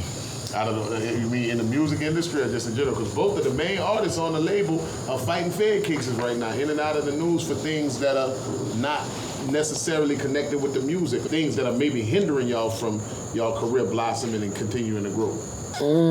Yeah, but I feel like, man, if you change as a person, do the right thing, walk down the right path, positive road, handle your business how you supposed to handle it. I ain't saying tuck your tail. Take yourself if you got that type of situation going on, but other than that, man, I feel like if you walk down the right path and really live life righteous, the tables will turn and you will start to, 50 Cent used to be hell. Yeah. He used to be a troublemaker. Look at him now. For sure. It's plenty artists we could go about who been. Yeah, Gucci Man was on the other side. Gucci Man. At one time with plenty of people. Killed somebody, went to jail, all that. And Jeezy was bigger than him at one point. But now, you know what I'm saying, when Gucci came home, and even with other people. Look at, I know the streets might not look fondly at Gunna, but even Gunna coming home and having just growing and prospering in the mainstream. So it's different elements. I'm not saying on that call, I'm just saying you never know how it's gonna come. Whether you're a Tekashi 6ix9ine or you the most authentic rapper. It's no rules in it. It's no algorithm. It's no formula. You never know how the coin will flip. But in that regard, a lot of people with your situation in 2020, the case in Atlanta, do you feel a lot of people turn their back on you, or a lot of people that you could quote unquote? Nah, not really, bro, cause shit, at the end of the day, these people ain't my blood. Right. I ain't never had your back. Right. I feel like a lot of people did what was best for them, I guess. Do you feel like you lost fans from that situation? I answered the question like this a little minute ago, no, because if a fan is your fan and they love you and they fuck with your music, you can't really do nothing to take them off you. It's nothing really could go down for them to be like, fuck you. A real fan stick with you through it all. You know, sometimes fans be feeling like they know the artist. Right. Saying how you mature from the Crippin', and now you're in Islam, something that has more spiritual foundation and strength, and you feel a bond. And I tell you, I was saying earlier, like the brothers will tell you, that Islamic brotherhood and Ummah, the nation, trumps so many other things, any other thing behind that. You know what I'm saying? Under that. Everything is under Islam. You know what I'm saying? Blood ties are stronger. So with that being said, and you get forgiven when you accept Islam. But when, and our prophet, like I told you before, our prophet had to forgive others and that harmed his family members and killed his family members when they came into Islam. So that's part of the religion. And I'm saying this for everybody else in the religion. Am I saying that the truth? Yeah. In that regard. So his uncle died. Yeah, exactly. Who did? Prophet yeah. But he had to forgive those who killed his uncle and dismembered his uncle when they came into Islam. So I'm saying that to say you have, now that you're in the fold of Islam, you have other Muslims that you may have had issues with when you were in Jahiliyyah, when you were in ignorance. But now you're coming to Islam. Are you prepared for that? People, I could say people that's Muslim that everybody know you might have an issue with. Are you I told you that, the brother like a Lil Durk, who I'm gonna talk to also. Lil Durk is a Muslim. Now that you are a Muslim, are you prepared to make it? He needs to be prepared also to have that unit, because that's what distinguishes you to be a true Muslim and not a munafiq, not a hypocrite. So that's what I'm saying. That's what's going. And you ask, but you got to ask Allah for that. But I just wanted to put that out there and to see where your mind is, because it's not just him, but anybody else. Because you say Allah is the best of planners. So how do you? What do you think about in that regard? But that's why I wanted them. I love a lot of brothers for the sake of Allah, man. Alhamdulillah. That's the best answer you can say. But see what I was trying to tell you in the feds, bro, like Muslim in general. If he a genuine Muslim, that been out the door. When you took your Shahada, that been out the door. I ain't really stressing with cousin got in or out the door though, cause I know what we Muslim though. So alright, so when it comes to a time where you gotta pray on the side of the brother, that's why these kind of questions being said. But when you see it, because it gotta be genuine, like Salam Alaikum. Like it can't be no shade. It can't be. And you gonna see him, and we saying that for the brother too. Because when I go see Durk, we gonna say that for the brother. Now you know, you grew up Muslim. Your father was Muslim. Your father was Muslim, and now we see Durk coming closer to Islam. Before he knew about it, but he was still in the street, whatever. But as he gets older and wiser, we see him rapping about Islam. We see him implementing it in his videos and his music, so that means his iman is growing. So in order for his iman to grow, and this is a new brother, you gotta embrace this brother. You gotta embrace brother Quando, because we don't wanna be a munafiq, because a hypocrite is worse than a non-believer, and they get burned in the lowest form of paradise. I had a situation with a nigga, that what Amin told me, the same person who you be talking to. Hey, bigger the person, bigger the blessings. Y'all gotta get that together if he come to this deen. Alhamdulillah. I had to open my. He never ended up coming to the deen, but I had to open my heart to be like, okay, if you coming to the deen, okay, the bigger the person, bigger the blessing. It's some things that's out of my hand. I gotta do what Allah say do. But I wanted to say that in front of y'all so y'all could champion what I'm saying, not for no whatever. And as this brother grows in Iman, and we all got hurdles we overcome. We deal in business with Muslims. They try to play all type of games. They might not pay, and then you be like, do I treat him like a Libyan off the street, or do I try to give him grace? But I was just saying that's a lesson for all us. You feel what I'm saying? He asked me though, yeah, that's a lesson for all us. Nah, you feel me? Like, he like, man, them folks lost their folks. I'm like, he Muslim. Right. So it ain't no, when you say la ilaha illallah, all that go out the door. Right. All that's over with. Yeah. What if some people want to? He gonna have some severe sins that he can't even accept for that. And you going to paradise automatically. But nah, that ain't gonna happen. Yeah, and that's why it's never gonna get it's not gonna get like that. It's never gonna get like that. And that's why we putting it out here. It ain't happening like that. Some people, y'all don't think that some Muslims go through something, see this person, that person, they got this going on with each other, and of course in front of other Muslim brothers, they go, all right, for the sake of Allah, yeah. Nah, because Allah hear what you think. You don't think some people accept the hellfire? Like, man, I gotta get him. It don't even matter. But listen what I'm saying. Let me say this. We all say anything's possible. Yeah, that's what I'm about to say. But even if they do that, they got hypocrites that'll stand next to you and say one thing and do another. But you gotta trust and believe that Allah is gonna protect you from their plots. You know, people plan, we plan, I plan. But who's the best of planners? Allah. see yourself having that script to not fall victim to the vices and the traps and the whispers of your enemies spiritually from that we can't see, to fall back into the same pitfalls? Nigga, I'm not falling back into the dunya, the dooney, did I pronounce it right? You said it right, great, the dunya. Yeah. I'm not falling back into the dunya, bro. Like, man, I promise you I'm not. Ain't no reason to. By the time I get out, man, I'm gonna be kind of upper age. Like, bro, I done did it all. What I'm redoing it for? If you gave me a test and I passed it, why would I be like, give me that back, let me erase everything and do it over? That's dumb. I'm not. I promise you I'm not, bro. Like, bro, hell nah. I'm not falling back into the hellfire. Like, I don't want nothing bad going on. We walking on hellfire right now, bro. One slip, we could fall into it. You know what I'm saying? But yeah, there's a lot of people, and Allah continue to strengthen you and elevate you and allow you to grow. But yes, when these trials and tribulations and these hardships is on us, that's when we get close to Allah. But the true test is when you get everything back. When you get the Urus, the G-Wagon, the $500,000, the 40,000, the 100,000 a month. What are you gonna do then? When you get the fame and the light and everybody back, and you out on the road doing shows and everybody singing your songs. How are you gonna navigate that level of success and not get pulled into all the distractions? Man, because first of all, I'ma do it more in a business manner. I'ma look at everything like, man, ain't nothing personal, this business. So friends, I ain't gonna all that, having friends with me going 30 deep to a show and not, no, this ain't that.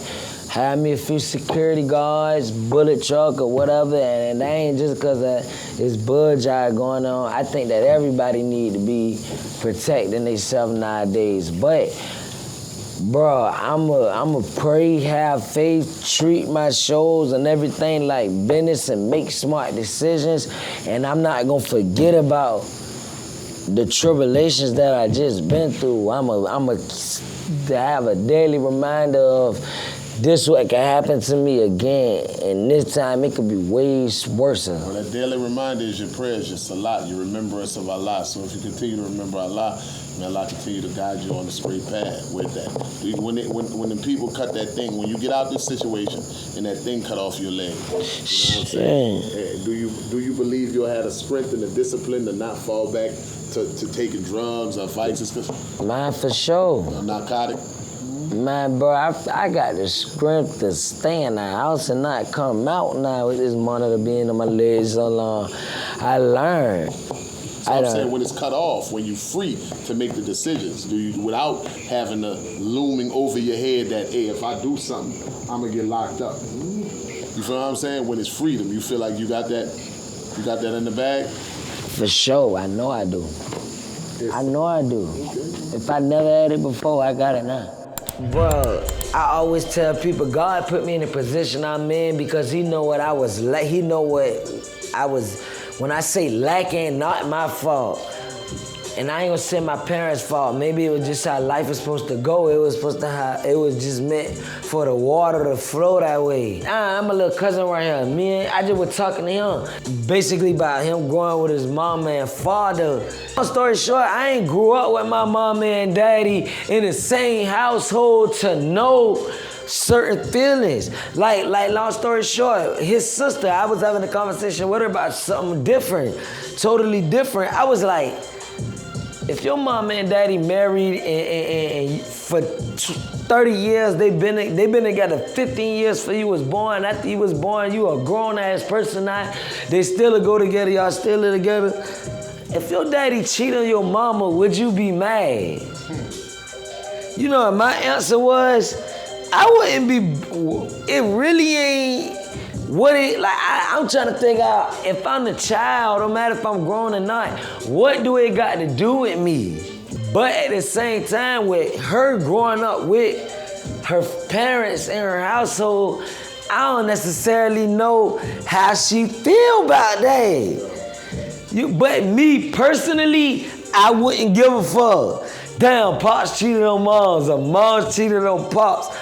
what, you feel me, bro? Like, I'm just trying to see what do my, like, I love my mom and I love my daddy. I'm just saying, like, far as them being grown people and them being over me, who am I to step in there? You feel me? Without the understanding. Alright, with me saying all that, is just saying, man, I don't really necessarily, I don't know how, I feel like I lacked in that growing up. I never lived with my biological mama or father, ever.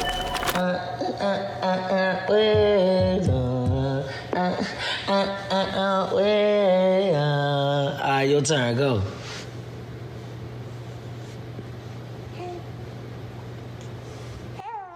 Yeah. What do you want to pass to your children? What morals and values do you want to give to your children? Man, bro, man, I don't even want to talk about that right now, cause boy, I feel like I done failed already, but I know I could come back from it, man.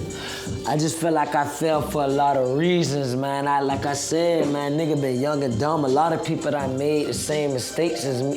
95% of the world not made the same mistakes as I did, as of what I'm about to tell you. But I don't really feel that bad because 95% of the world done did it. That's like, nigga, I had a baby with a person I didn't plan on being with. That's fucked up. I'm telling you right now, I don't know how it feel to have both parents in the household and my child ain't gonna never see it feel like. That's fucked up, my nigga. I done caught a fucking case, I gotta go sit down and do some time.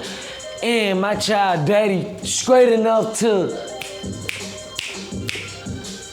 everybody snap of the finger, anything for you, that's fucked up. That I'm putting her through that, so I don't even necessarily want to talk about that shit, man. I feel like I failed, but I do feel like I could come back from it. All right, well, what do you plan on doing to redeem? But I don't even want to answer no question like that. I want to live it. What I got in my mind as far as my child, how I'm about to walk, I'm about to live it. Fuck talking, it ain't really nothing to talk about. It's about actions. This shit about being a verb now. I was just saying, like, what would you want to pass down? What do you want them to know? Like, that's what I'm saying. Like, man, bro, listen, man, I feel like I ain't even taught enough for her to know yet. I ain't got to that point yet. She's still a kid. The stuff you only got one? Yeah. Oh, okay. I thought you did, because I thought you had a boy, but you were saying if you had a boy. Yeah. You remember you was telling me about you, how you could tell him about, you come and pray with me, you come and do this, you come and do that. Yeah. Push that on. I thought you had a boy. And that's crazy. I had a conversation with you and them. Bro, my daughter, I want her to be Muslim, but ain't really nothing I'm about to force on her. A son? Oh yeah, cousin. What's up? Yeah. Come pray. This rug. Yeah, this is Allah. I forced that on my son. I can't do that, boy. I can't. No, I can't, boy. You probably ain't peeped when Summer was here. That's his baby sister, my little cousin, the little baby that was here. Watching TV?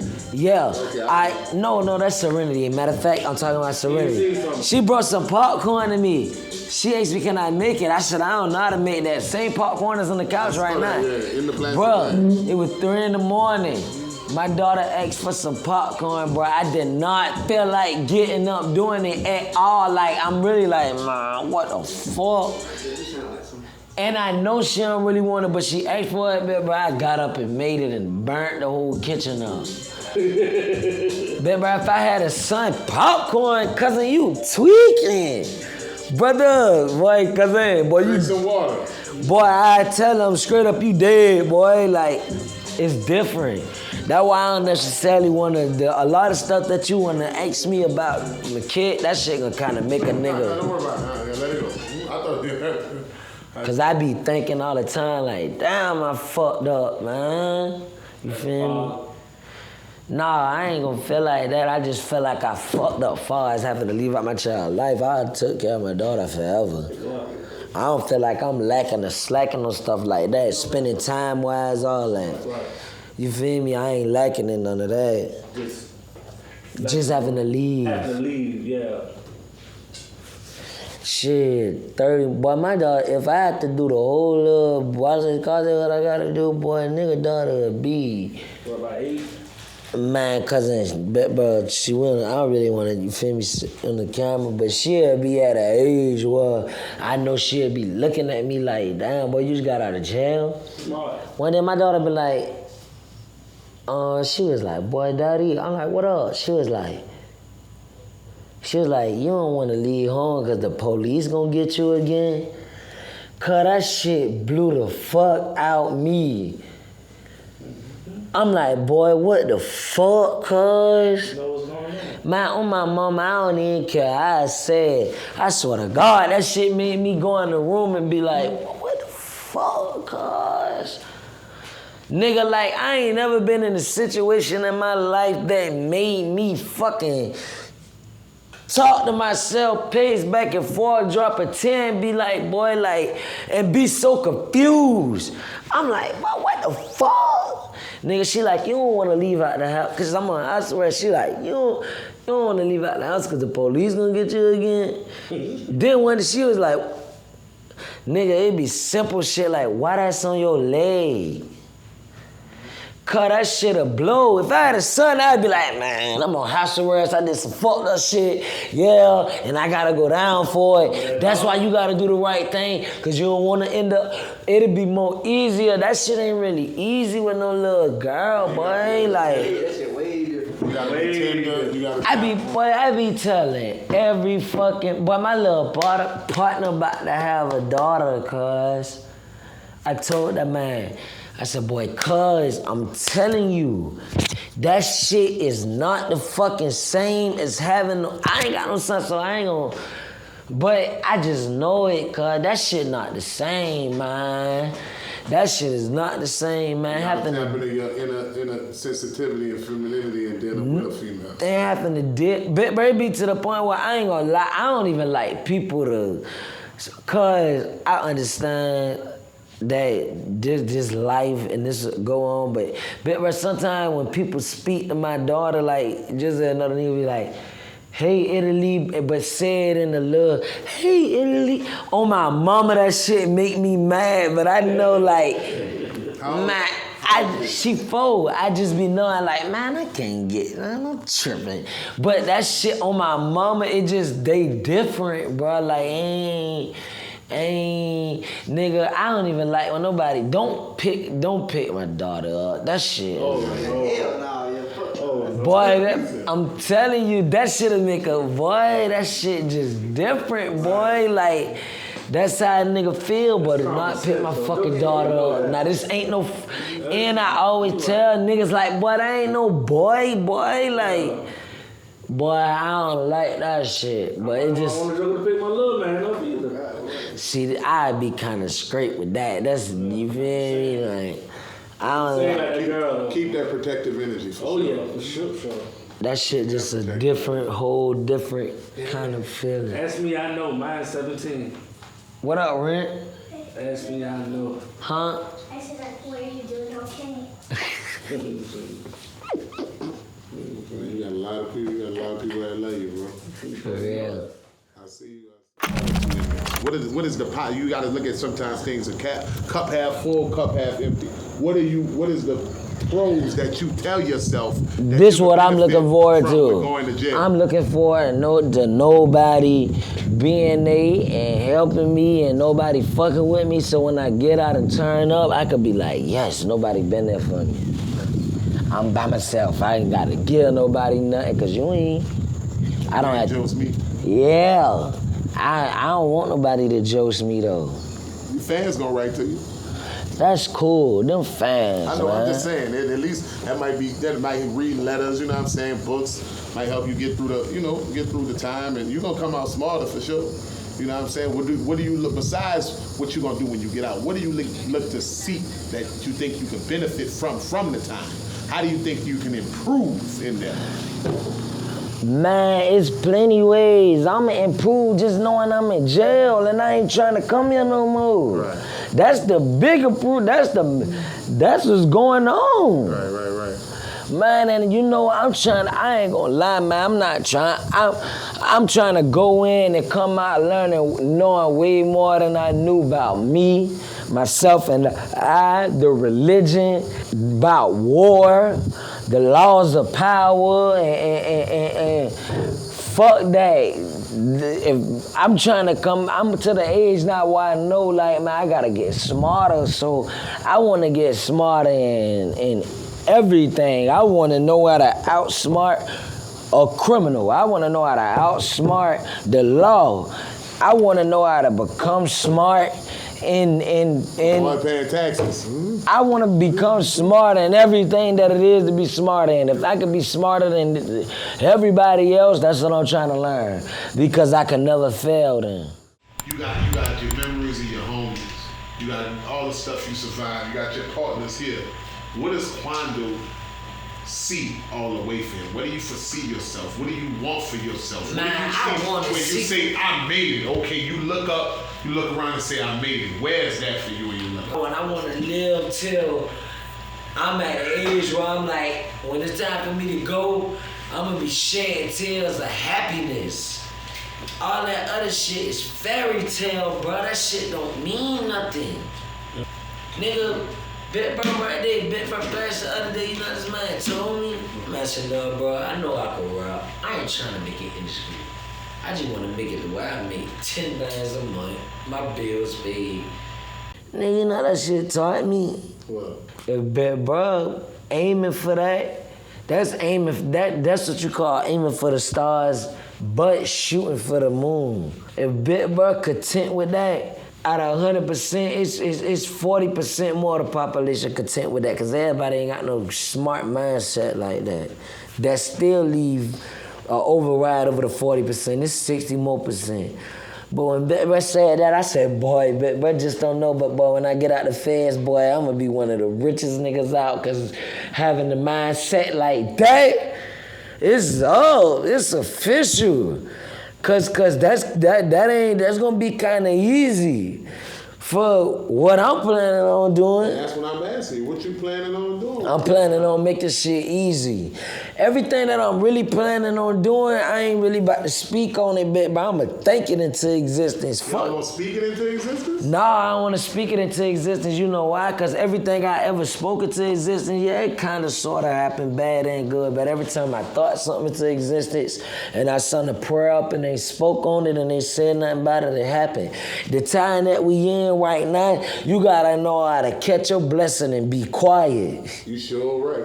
So from that I learned, be quiet to get the blessing you want, and be quiet after you get it, cause boy, ain't no telling who, boy, I could. The evil eye. Bro, the evil eye, nigga, I could lay down to my girl and stick my private part in her every night, and she could be the main one to envy me. And I ain't saying that, sir. I'm just saying that's the closest, me as a man, that's the fucking closest I could get to another human being. Yeah, internally. Spiritual transfer, physical. But I got a plan, my nigga, and just know my plan involves the roots. Before the tree grew, that's what my plan, that's what's involved in my plan. It involved the roots, which is people. The tree stump is me. All the associates is the leaves. But bro, in the summertime, what the trees do? Grow what? They grow leaves. Yeah. When it get cold outside, what the leaves do? They shed the leaves. The leaves fall, huh? Die. But who's still there? The roots. And what else? The tree stump. Yeah. Hey. Yeah. All the a branch can't barely be around me no more, because where I move, that's gonna fall. That tree stump and that root and them roots ain't going nowhere. Now look, do you feel responsible for the roots to continue to grow deep into the ground? Do you feel it's your responsibility to help them roots spread, to help that tree bear fruit and bear new leaves and thicker branches? Do you feel like that's your part of your purpose? Man, fuck the leaves. I'm responsible for the roots to keep growing. They need to go deep in the ground. They need to go deeper and deeper. They need to be deeper than the ocean. Fuck the leaves, though. I got you. Because once they leave, they gonna come back. They the associates. People do what? Come and go. It been like that before I got here. That's what I'm trying to tell you, bit, bro. Outside of the business, outside of the music, what do you think Quando can contribute to humanity? Man, I want to contribute to young niggas, bro. Cause a lot of young niggas fool like I was. Like, man, I ain't gonna lie, man. I really want a lot of young niggas to stop gang banging. And I want them to notice the people that get mad about me saying this is they not the people, they devilish. They don't want to see you win if they want you to gang bang. Because at the end of the day, they are not going to look out for you or do shit for you. They want you to do and look out for them. They want the little homies to look out for the big homies. Kick the money up, huh? I'm telling you, bro. Like the mob. Has the people that quote unquote bang with you, your Crips, the clique of the Crips that was here that you were a part of, have any of them left Crippin' and came into Islam since you transitioned from Crippin' to Islam? Hell yeah, for sure. But I ain't gonna put them out there like that though, because well, we don't need names. We just see I the got influences. man, yeah, for sure. I ain't gonna lie. I also got partners that's Crips still, and they be like, man, fuck all that. Like, man, them niggas, we Crips. Man, but at the end of the day, I be like, man, fuck them niggas, shit. If that's what y'all wanna be on with them niggas, shit, go ahead. If that's what y'all boys on. But shit, just know, if it come down to the come down, cousin, yeah, you ever in a situation, I'ma be like, call them boys, boy, I'm straight. You feel like you out here by yourself, bro? I mean, in our conversation, you say you don't got no mama, man, you can't tell that. No family. How you feel out here? I just wanna ask you that. You can't tell that man, you don't, like, just, man, bro, hell, I know I'm out here by myself. Cause I really feel like I'm alone. In the world, nigga, I feel like I'm alone, but guess what, though? Bro, I wanna be alone. I don't wanna be bothered. I'm mad I'm in a situation where I gotta deal with lawyers and all that. Cause if it came down to it, man, listen, boy, I'm ready to go blank. What I mean by that is, I'm ready for nobody to hear from me. I'm ready for people to be like, oh, little bro don't goddamn a Dodo or a TT or Taquan, whatever you call me. I'm ready for people to feel like I don't fuck with them no more. And I ain't no pressure, it don't have to be no beef or nothing like that. I just don't wanna fuck, I don't wanna be kicking with nobody. What about Tim? What about your partners that Flash? Check this out, bit, bro. When the nigga say that, a nigga don't mean he wanna walk around night, conversating and not. I ain't saying that, my nigga. You know, a few people. Well, who do you feel like you could call on if you need something? If you was in the jam, do you feel like? Man, bro, I wouldn't call on nobody because I don't want you to feel like you helped me. Cause that's just where I'm at in my life. I'm at the point in my life where I feel like, man, bro, I don't need a nigga. I don't need a female. I'm about to walk through life independent. You mentally preparing for going to jail and being locked up with Libyans and showers and yeah, for sure. But you know, commissary and all that. I done been in jail in my whole life. Yeah. Ain't nothing new to me. I know how to handle myself. I know not to let nobody disrespect me. I know to demand respect. I know to give it. Ain't nothing. You've been making. What do you feel is the fans are gonna get from it? All right, this tape that I got coming out right now, I ain't gonna lie, I'm gonna be honest. I'm more of a try something different. Like, I'm really trying to get a whole new fan base, man. I'm trying to switch my image up, get out that violent ass shit and all that. So this new tape is more of PG-13. PG-13, but PG-13 in what lane? Love music, street music, fun music, inspiration it's music, fun music. Okay. You mean PG-13 is for the mainstream, for all people. Yeah. It could be played in the malls. It could be played in the elevator at Saks Avenue. I made music like that this time to see if that worked. It was time to try something new. if you keep putting 2 with 2, it ain't gonna never equal 5. It's gonna always equal 4. You gotta put one more. Put that 1 on it. You feel me? I feel you. Now, you about to go in. This may be your last interview or part of your last interviews. What do you want to leave to the people? What does Quando Rondo want to tell the world before he go in and come out a evolved human being? Man, tables turn. Tables turn.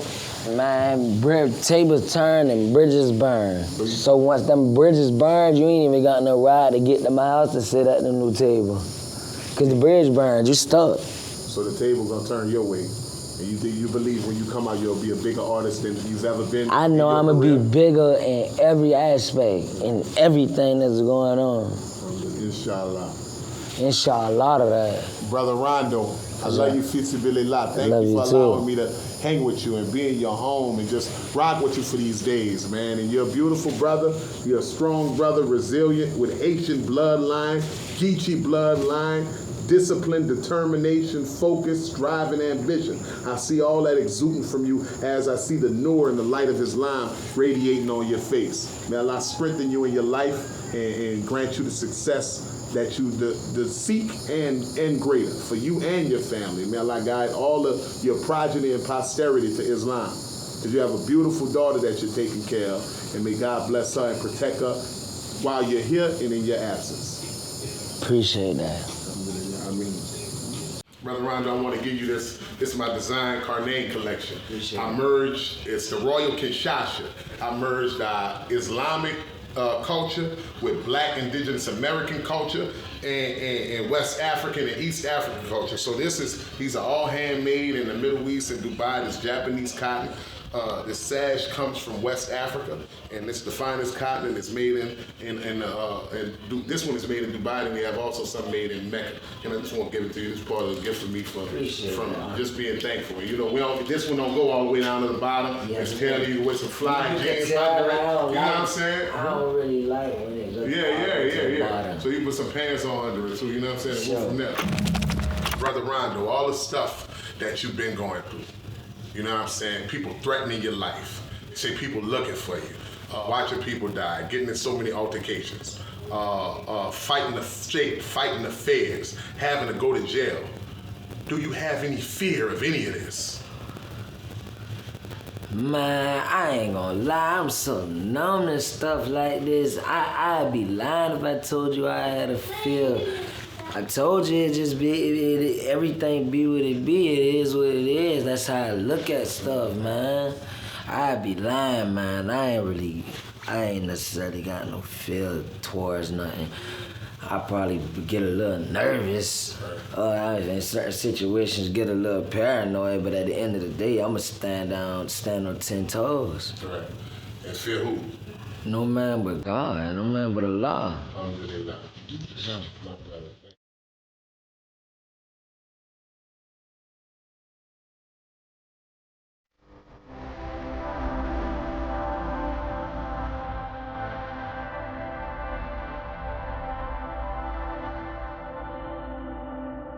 I hope in this open book we're able to give you insight into the mind and life of Quando Rondo, his spiritual journey, his walk through fire. This is a strong, resilient brother. The tentacles of trouble entangle him. It may tie him up, but it will not tear him down. I beckon and beseech you to like, share, and subscribe to our videos. And leave a comment on who you want to see on the Open Book platform and what you want us to talk about. Make sure you follow at Open Book Platform on all social media. Thank you, and have $1 million day.